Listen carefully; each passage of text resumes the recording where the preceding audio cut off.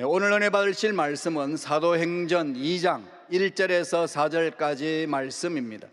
사도행전 2장 1절에서 4절까지 말씀을 다 같이 봉독하겠습니다.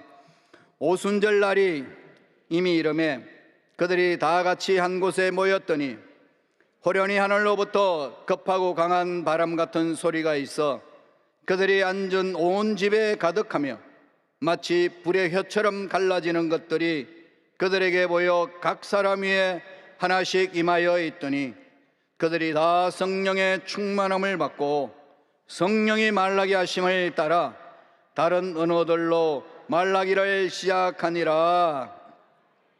아멘. 이 말씀 중심으로 성령의 말 제목으로 은혜 말씀을 나누겠습니다. 다 같이 한번 따라해 보실래요? 성령의 말, 성령의 말. 이 제목으로 하나님이 주신 말씀을 나누겠습니다. 우리가 읽었던 이 본문 사도행전 2장 1절 4절 말씀 너무나도 잘 알지요. 오순절날 성령이 강림한 사건입니다. 이 사건을 통해서 진정한 말의 능력이 무엇인지, 어떤 것인지 깨닫고자 합니다. 성령이 임하시기 전에는 예수님의 제자들은 두려움에 떨었습니다. 결심결단으로 나갔지만은 언제나 쓰디쓴 경험을 하고 고통 중에 있었고, 특별히 베드로 같은 사람은 보험서에 보면은 주를 따라가겠다고 그렇게 결심했던 그가 막상 죽음 앞에 놓여 있을 때는 저주까지 하면서 도망갑니다. 그랬던 그들이, 문을 잠그고 나에겠던 사람들이었던 그들이 성령을 체험한 이유, 그래서 성령이 강림하신 이유, 성령의 충만함에 사로잡힌 이유, 그들의 입술에서는 놀라운 변화가 일어났습니다. 그 변화를 한번 볼까요? 사도행전 2장 4절 말씀입니다. 다 같이 읽겠습니다. 그들이 다 성령의 충만함을 받고 성령이 말하게 하심을 따라 다른 언어들로 말하기를 시작하니라. 다른 언어들로 말하기를 시작했다는 거죠. 이전에 말했던 것하고는 완전히 새로운 단어의 말로 시작했다고 이야기를 합니다.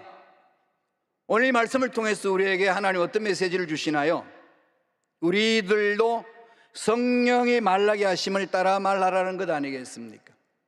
첫째로 주시는 교훈은 철저하게 성령이 말하게 하심을 따라 말하라. 다른 말로 말하면 뭘까요? 방언을 체험하라는 거죠. 성령의 충만함을 받고 나서 일어났던 사건은 성령이 말하게 하심을 따라 다른 언어들로 말하기 시작했다는 겁니다. 그게 방언인데 이 방언의 주체는 누구죠? 성령님이시잖아요.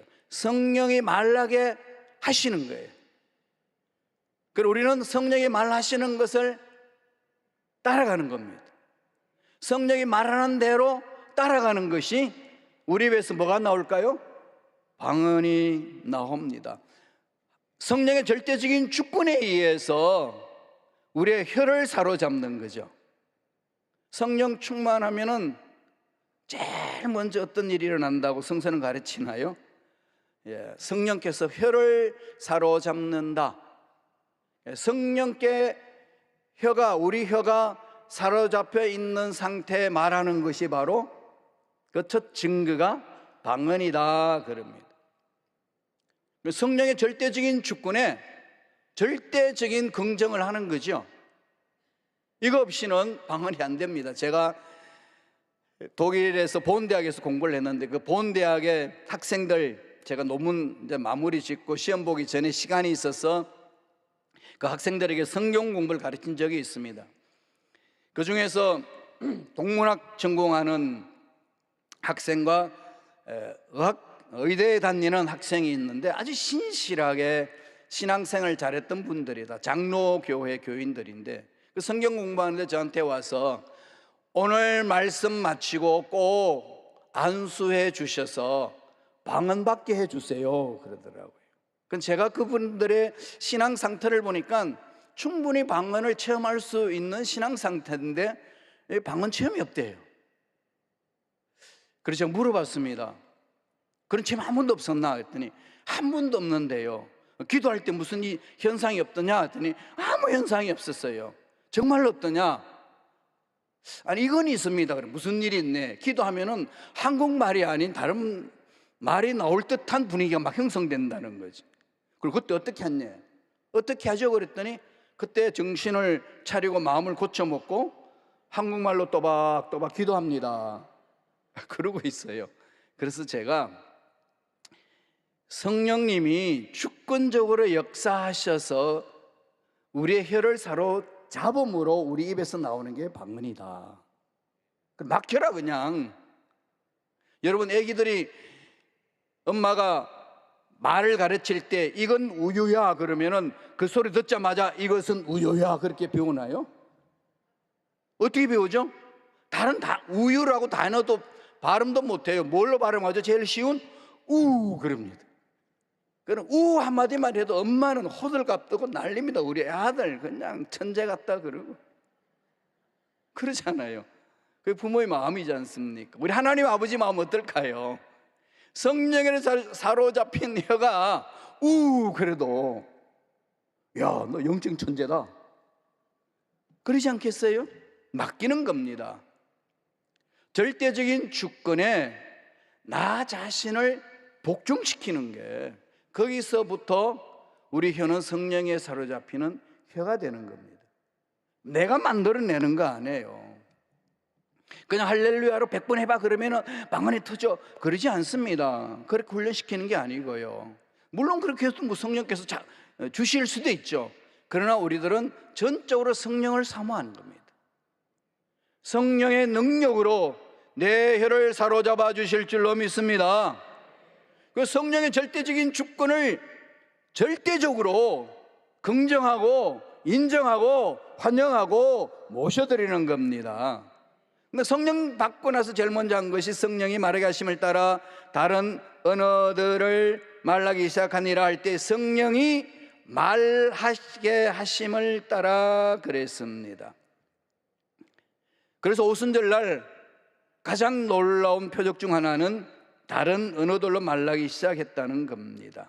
그래서 이 성령의 말이라고 그래요. 성령의 언어지 않습니까? 이런 사실을 보고 그 당시 모여있던 사람들, 그 오순절날 지키기 위하여 수많은 사람들이 예루살렘에 와서 절기를 지키는데 그 구경꾼도 많이 있을 것 아니에요. 왁짝지껄하고 뭔가 현상이 일어나니까 와서 구경한다 보니까 이 사람들이 이 갈릴리 촌뜨기인데 자기가 살고 있는 나라의 말을 막 하는 겁니다. 그리고 또 자기 알아듣지 못하는 말들을 막 하니까 그들을 바라보고 뭐라고 이야기하나요? 술 취한 것으로 오해를 했습니다. 사도행전 2장 13절 그 뒤를 보면은 또 어떤 이들은 조롱하여 이르되 그들이 새 술에 취하였다 하더라. 모르는 거죠. 그 현상을 모르지 않습니까? 그럴 때에 베드로가 성령의 인도함을 받고 일어서서 담대하게 선포합니다. 이것은 우리의 힘이 아니요, 이미 구약시대 때 요엘 선지자가 예언을 했던 그 내용이 오늘 여기 임했습니다. 하나님은 약속하시고 하나님은 이루시는 분입니다. 하나님은 예언하시고 성취를 맛보게 하시는 분입니다. 선포하는 거예요. 사도행전 2장 16절 17절에 다 같이 읽어볼까요? 한 목소리 읽습니다. 이는 곧 선지자 요엘을 통하여 말씀하신 것이니 일러서되 하나님이 말씀하시기를 말세에 내가 내 영을 모든 육체에 부어주리니 너희 자녀들은 예언할 것이요 너희 젊은이들은 환상을 보고 너희의 늙은이들은 꿈을 꾸리라. 모든 육체에 부어주시겠다고 예언하셨던 말씀 이대로 이루어졌다고 선포합니다. 자녀들은 예언을 하고 젊은이들은 환상을 보고 늙은이들은 꿈을 꾸리라 그랬습니다.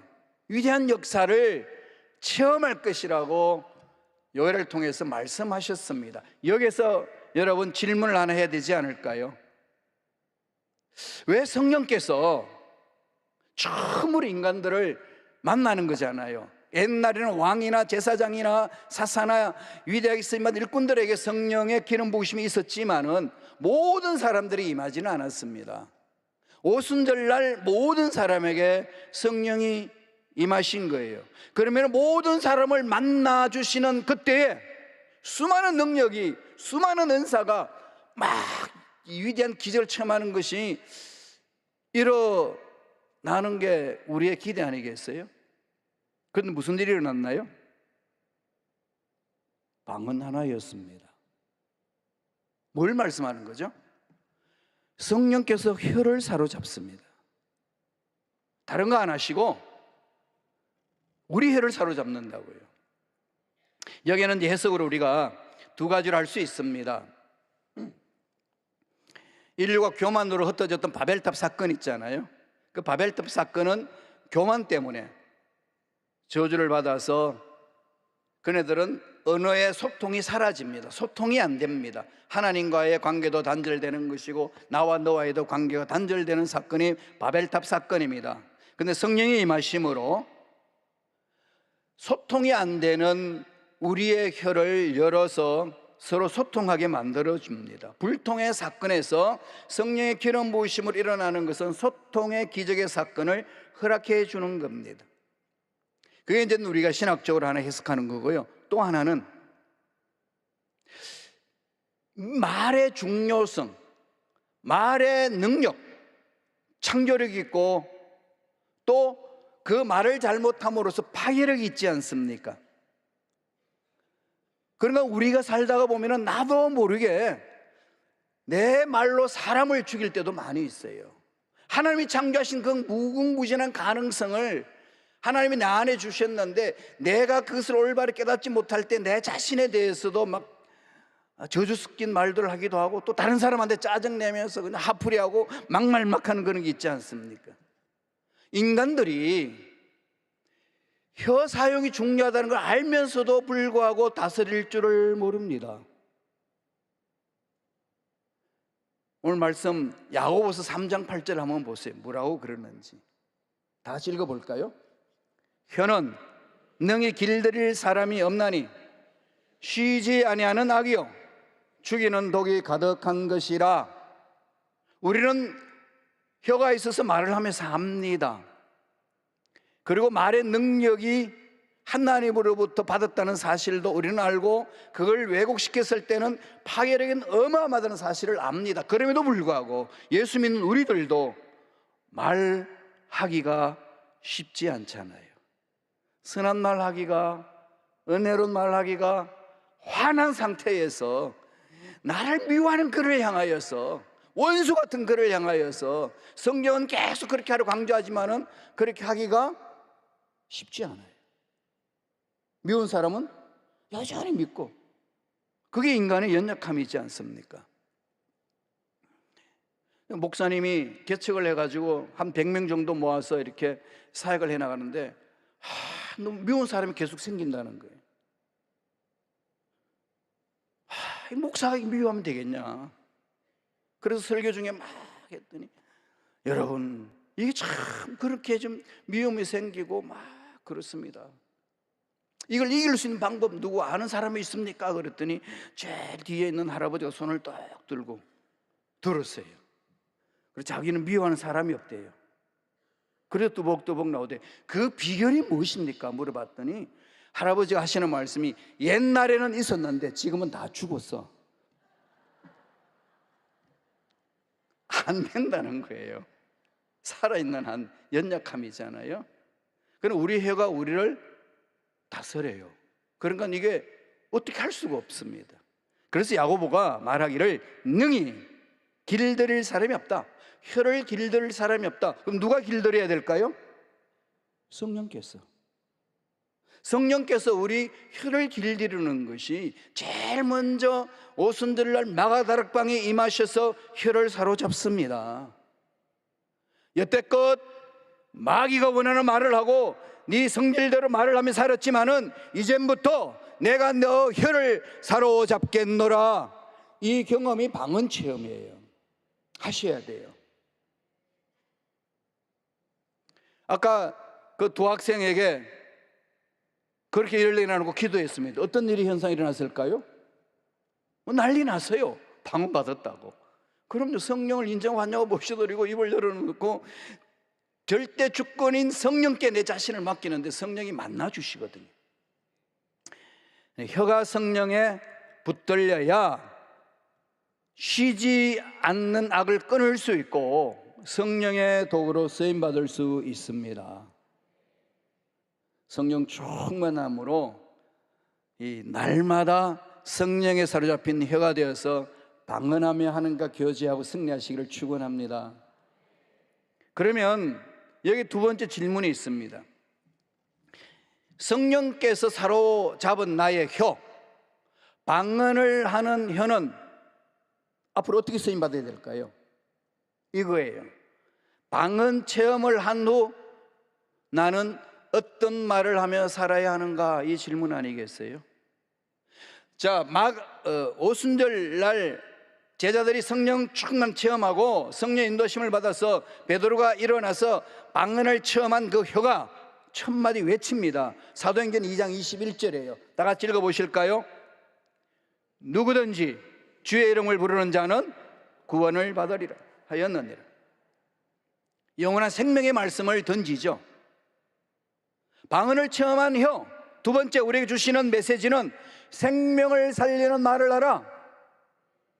방언 체험으로 끝나서는 안 됩니다. 방언 체험을 못한 사람은 방언 체험을 해야 돼요. 성령으로 사로잡힌 혀가 되어야 됩니다. 성령께서 내를 사로잡았다는 경험이 있어야 돼요. 그게 우리 순복음교회에서 강조하는 겁니다. 그리고 방언 체험했으면 어떻게 해야 되죠? 성령에 사로잡힌 혀로 성령의 말을 할 줄 알아야 됩니다. 그 말이 뭘까요? 생명을 살리는 말입니다. 베드로는 그러잖아요. 이제 삶의 새로운 시대가 열렸다. 우리는 새 존재가 되었으니 새로운 말을 하며 사는 것이다. 새롭게 사는 길이 무엇인지 일어서서 단호히 외치는 것이 그 당시 베드로의 설교입니다. 성령 충만을 받은 자의 삶은 성령의 언어로 삶을 사는 자를 말합니다. 당회장님들 말씀하시잖아요. 성령 충만하면 예수가 충만하다고. 예수가 충만하면은 예수님이 말씀하신 것처럼 말씀하시는 거예요.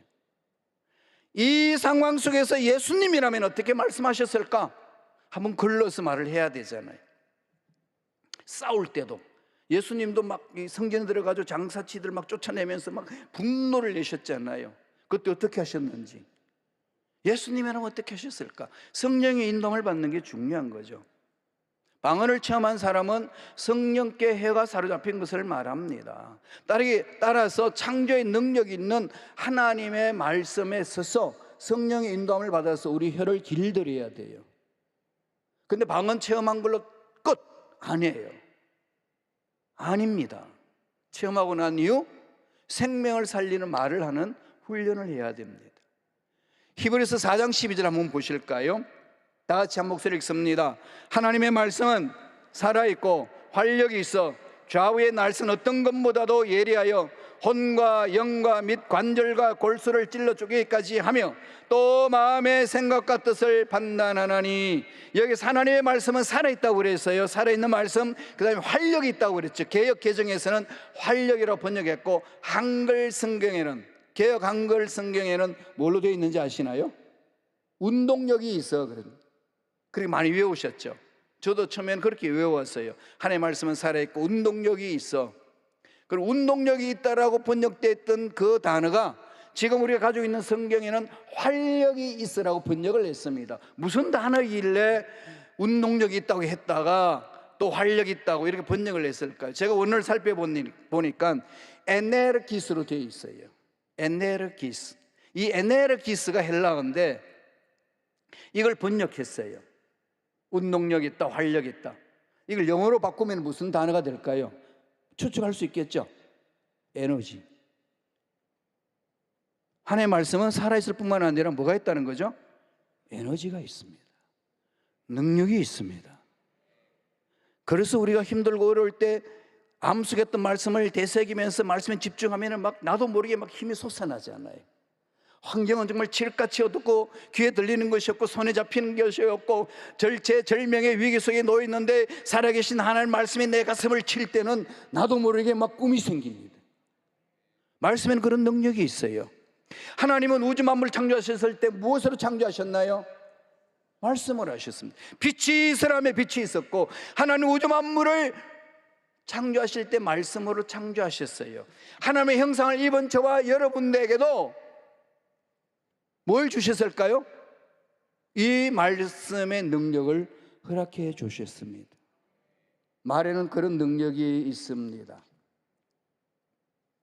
이 말의 능력이 있는데, 이 능력이 있는 창조의 능력이 있는 이 말이 왜곡되고 사탄한테 사로잡히는 말이 된다면 어떻게 할까요? 생명이 있는 말을 못합니다. 그냥 내 감정대로 폭발해버리는 것 아니겠습니까? 잠언서 16장 24절에는 선한 말은 꿀송이 같아서 마음에 달고 뼈에 양약이 되느니라. 사람 입에서 나오는 선한 말은 생명을 살려냅니다. 타락한 사람들은 살리는 말, 하나님의 뜻을 이루는 말을 하지 않습니다. 그 뜻을 오히려 거부하고 사람을 죽이는 말을 하는 겁니다. 그러므로 선한 말을 하기 위해서는 전적으로 하나님의 주권에 내 자신을 맡겨야 되는 겁니다. 하나님 하신 말씀에 나는 절대적으로 긍정해야 되는 겁니다. 그게 바로 절대 긍정 신앙 아니겠습니까? 3일 내내 제가 그걸 강조하는데요, 이 당회장님이 목회 철학에 절대 긍정과 절대 감사의 개념을 선택한 것은 정말 탁월한 겁니다. 철학자들도 많이 했고 신학자들도 많이 했지만 목회자로서 그 개념을 잡아서 목회하시는 그건, 이건 아무리 강조해도 지나침이 없는 거죠. 그래서 저는 성경을 다시금 요새 공부하고 있습니다. 새로워요. 여러분들이 공부하고 싶죠?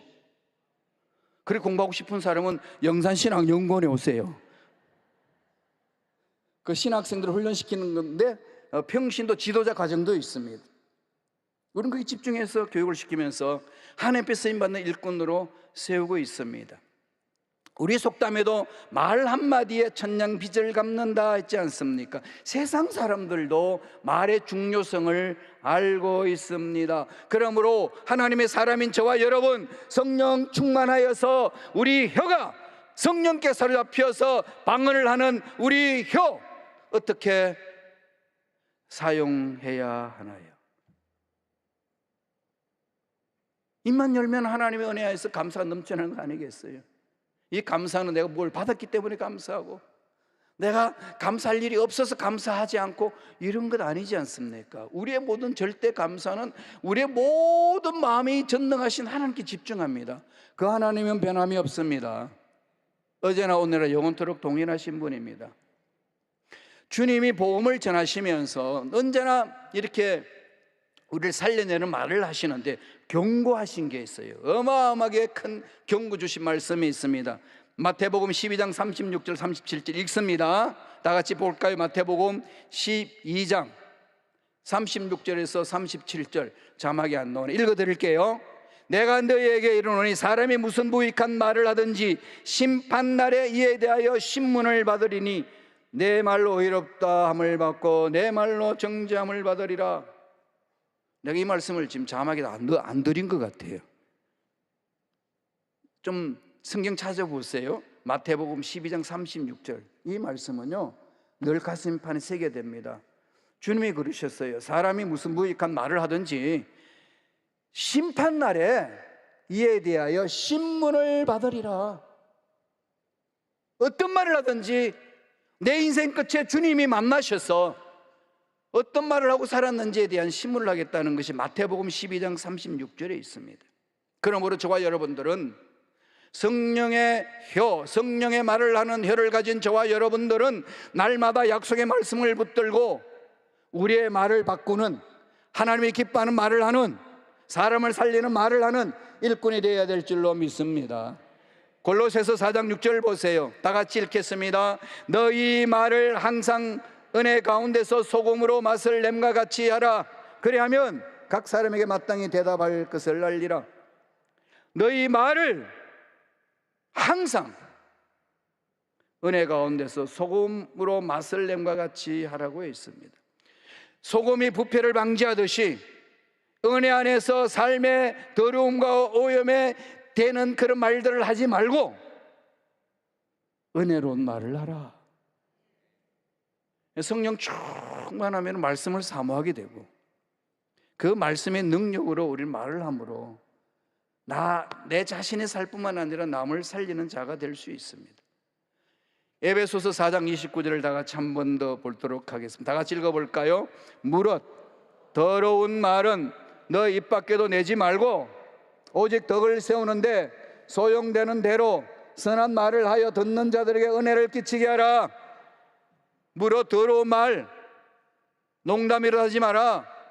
그건 지나가는 말로 하지 마라. 의미 없이 그냥 쫑알쫑알 대는 거 말도 하지 마라. 왜요? 입 밖에도 내지 말라고 했습니다. 어떻게 성령의 살이 잡힌 혀가, 방언을 하는 혀가 사람을 죽이는 말을 한단 말입니까? 아니지 않습니까? 성령은 지혜의 영이고 진리의 영이고 사람을 살리는 생명의 영입니다. 생명의 영에 사로잡힌 우리 혀가 사람을 죽이는 말을 한다는 것은 이런 이율배반적이 있는 것이 어디 있습니까? 물론 야고보 그 말이에요. 어떨 때는 이 말을, 어떤 때는 저 말한다. 그래서 성령이 오셔서 오순절날 우리 혀를 사로잡아 주신 겁니다. 날마다 성령의 우리 혀를 맡기고 성령께 사로잡히는 혀로 말을 하는 저와 여러분 되시길 간절히 축원드립니다. 혀는 성령을 통해서 축복의 통로가 되어야 됩니다. 그래서 날마다 성령의 인도함을 따라서 가야 돼요.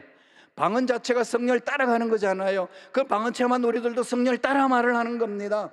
그래서 성령 충만하게 되면은 성령의 언어를 하는 거예요. 성령의 말을 하는 겁니다.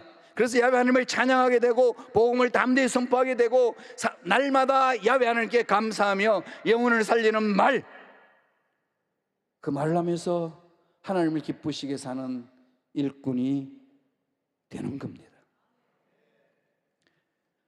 이러한 성령의 말을 하는 이 절대로 잊지 마시고 가슴에 새기시고 주님 오실 그때까지 방언을 체험했다면 방언 체험한 이후 생명을 살리는 성령의 사로잡힌 혀가 되시길 간절히 축원드립니다. 다 같이 기도하겠습니다. 소원 있으신 분들은 가슴에 손을 얹고 아픈 곳에 손을 얹고 기도하시기 바랍니다.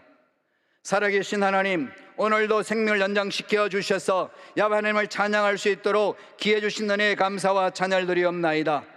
오늘 주신 말씀 마음판에 새깁니다. 성령이여 우리 혀를 사로잡아 주시옵소서. 방언을 하는 우리들이 사람을 살리는 말을 할 줄 아는 자가 되게 도와주시고 성령을 따라 말을 하고 하나님의 말씀에 사로잡혀서 말을 하는 믿음의 일꾼들에게 축복하여 주시옵소서. 성령의 말을 하는 자 마음의 소원이 이루어질 줄로 믿습니다. 마음의 답답함은 사라질 줄로 믿습니다. 문제는 풀리는 역사가 일어날 줄로 믿습니다. 소통되지 않고 불통되는 상황 속에서도 성령의 사로잡힌 혀는 소통할 줄 아는 자가 될 줄로 믿습니다. 역사하여 주시옵소서. 예수 이름으로 명하노니 마음의 원한을 품게 하고 풀지 못하게 하고 원수 맺게 하려 괴롭히는 흑암의 세론 떠나갈지어다. 우울증은 사라질지어다. 위암과 궤양은 깨끗하게 시험을 받을지어다. 만성 대장염과 대장암도 예수 이름으로 명하노니 나음을 입을지어다. 간염과 간암도 깨끗하게 시험을 받을지어다. 췌장염과 췌장암은 떠나갈지어다. 폐렴과 폐암도 사라질지어다. 제가 채찍에 맞음으로 나음을 입다고 약속하셨으며 주여 그 약속의 말씀은 변함이 없는 줄로 믿습니다. 그 말씀대로 우리가 부르짖습니다. 심장질환과 부정맥, 뇌졸중 깨끗하게 치유받게 하여 주시옵소서. 뇌조양도 사라질지어다. 고혈압과 당뇨병도 치유함을 받을지어다. 백혈병은 예수 이름으로 명하노니 나음을 입을지어다. 모든 신경세포 조직은 새롭게 생성될지어다. 모든 뼈마디 마디는 정상으로 맞춰 들어갈지어다. 우리의 기도를 들으시는 하나님, 우리의 믿음으로 기도한 대로 이루어 주시옵소서. 기도하고 광선 받은 줄로 믿으러 가여 사오니 이 믿음 갖고 힘있게 살기를 원합니다. 하나님 은혜에 감사하여 정성껏 예물 드린 손길이 있습니다. 기억하여 주시옵소서. 30배, 60배, 100배의 복을 받아 누리게 하시고 주신 복을 많은 사람들에게 나누면서 생명을 살려내는 데 쓰임받는 주의 복된 손길 되게 역사하여 주옵소서. 감사하고 예수님 이름으로 기도드리옵나이다. 아멘. 다 같이 주기도문을 하겠습니다. 하늘에 계신 우리 아버지여, 이름이 거룩히 여김을 받으시오며 나라가 임하시오며 뜻이 하늘에서 이루어진 것 같이 땅에서도 이루어지이다. 오늘 우리에게 일용할 양식을 주시옵고 우리가 우리에게 죄 전제를 사하여 준 것 같이 우리 죄를 사하여 주시옵고 우리를 시험에 들게 마시옵고 다만 악에서 구하시옵소서. 나라와 권세와 영광이 아버지께 영원히 있사옵나이다. 아멘.